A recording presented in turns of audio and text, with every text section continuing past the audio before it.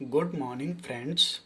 Prabhakar Singh knowledge अड्डा में आपका स्वागत है।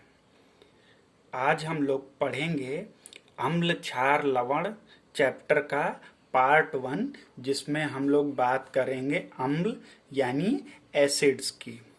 दोस्तों, ये चैप्टर बहुत इम्पॉर्टेंट है और मैं आपको विश्वास दिलाता हूँ ये वीडियो देखने के बाद आपको अम्ल जरा सा भी याद नहीं करना पड़ेगा।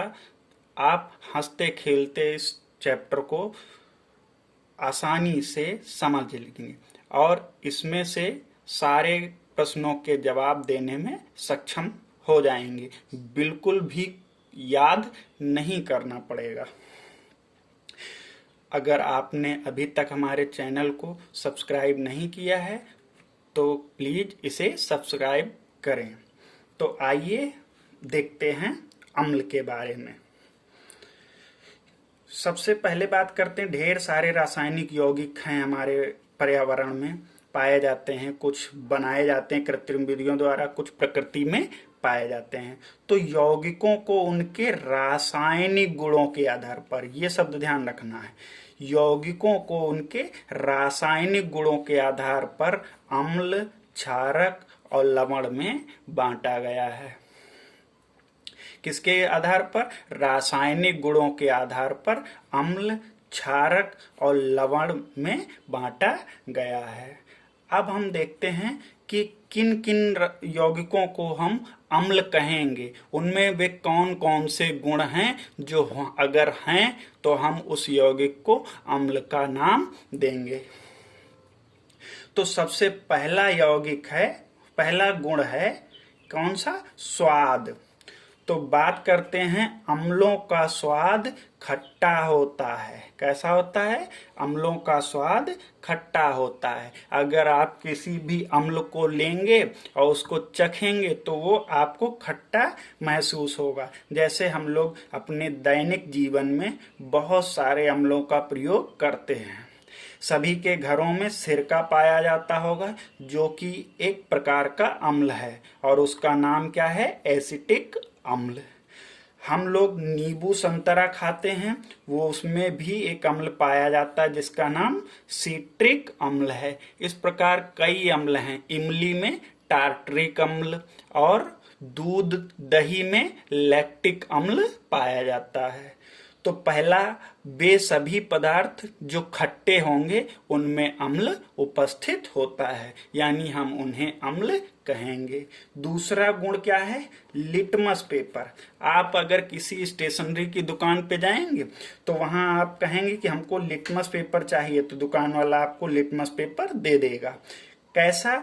अगर आप नीला लिटमस पेपर लेते हैं और उसको किसी अम्ल में, नीला लिटमस पेपर लिया और किसी अम्ल में आपने उसको छुआया, मिलाया, तो वो नीले लिटमस पेपर को कैसा कर देगा? लाल। अगर आपका नीला लिटमस पेपर लाल हो जाता है तो जिस चीज में भी हमने उसको डुबोया था वो चीज क्या थी? अम्ल थी। तो दूसरा लक्षण, अम्ल क्या करते हैं? नीले लिटमस को लाल कर देते हैं। तीसरा है विद्युत अपघटन या वियोजन। जब भी किसी अम्ल को जल में घोला जाएगा, किसी भी अम्ल को जल में घोलेंगे तो वो दो भागों में टूट जाएगा। एक होगा धनात्मक और एक होगा ऋणात्मक। अगर धनात्मक भाग उसका हाइड्रोजन आयन है तो उस यौगिक को हम क्या कहेंगे? अम्ल कहेंगे। दूसरे तरीके से देखते हैं, जब भी आप किसी अम्ल को जल में घोलेंगे तो वह आपको हाइड्रोजन आयन अवश्य देगा। जैसे कि हमने HCl, जिसका नाम क्या है? हाइड्रोक्लोरिक अम्ल, उसको जल में डाला तो ये दो भागों में टूट गया, एक धनात्मक और दूसरा ऋणात्मक। धनात्मक भाग क्या है? Hydrogen ion. धनात्मक भाग हाइड्रोजन आयन। तो ये हम इसको क्या कह देंगे कि HCl एक प्रकार का अम्ल है। अब कुछ अम्लों के नाम देखते हैं हम।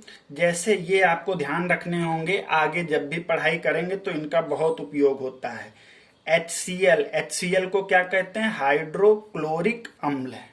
HCl को याद रखेंगे, क्या कहते हैं? हाइड्रोक्लोरिक अम्ल। दूसरा होता है H2SO4 यानी सल्फ्यूरिक अम्ल। बहुत इंपॉर्टेंट है ये H2SO4, इसको क्या कहते हैं? सल्फ्यूरिक अम्ल।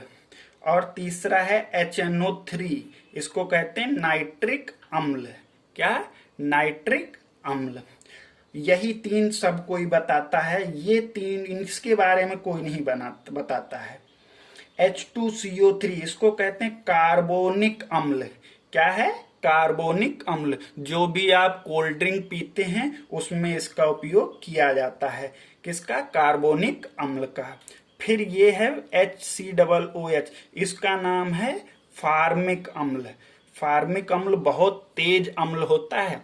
आपने इसको सबने महसूस किया होगा। कहाँ? जब भी आपको लाल चींटी है, बरैया है, मधुमक्खी है, ये जब भी आपको काटती हैं तो कुछ भाग फार्मिक अम्ल में आप में लगा देती हैं। सोचिए कितना दर्द होता है।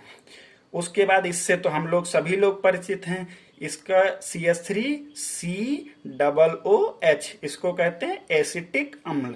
और साधारण बोलचाल में इसको क्या कहते हैं? सिरका भी कहते हैं। नेक्स्ट में हम लोग बात करते हैं, एक होता है पीएच मान। क्या है? पीएच मान। अम्लों का पीएच मान हमेशा 0 से 7 के बीच में होगा। मतलब 1 हो सकता है, 2 हो सकता है, 2.5, 3, 3.5, 4, मतलब 7 से कम ही होगा। तो इसका पीएच मान कितना? 0 से 7 के बीच में या 7 से कम होगा। जैसे हमारे पेट में HCl पाया जाता है और उसका पीएच कितना होता है? 1.4। देखो सारा खाना यही पचा देता है। उसके बाद सिरका, सिरका जो हम लोग यूज करते हैं, इसका पीएच होता है 4.0। अब एक चीज याद रखिएगा, जिसका पीएच जितना कम होगा, पीएच अगर कम है तो अम्ल बहुत ही प्रबल होगा, मतलब बहुत तेज होगा, बहुत संक्षारक प्रवृत्ति का होगा। और अगर पीएच ज्यादा बढ़ता जाएगा तो फिर वो थोड़ा दुर्बल होता जाएगा, उतना असरदार नहीं रहता है। नेक्स्ट वीडियो में हम लोग पढ़ेंगे क्या? अम्लों के प्रकार। यदि आपको हमारा कंटेंट अच्छा लगा है और पढ़ाना समझ में आया है तो प्लीज हमारे चैनल को लाइक करें और सब्सक्राइब करें। धन्यवाद। नेक्स्ट वीडियो में हम लोग मिलेंगे अम्लों के प्रकार।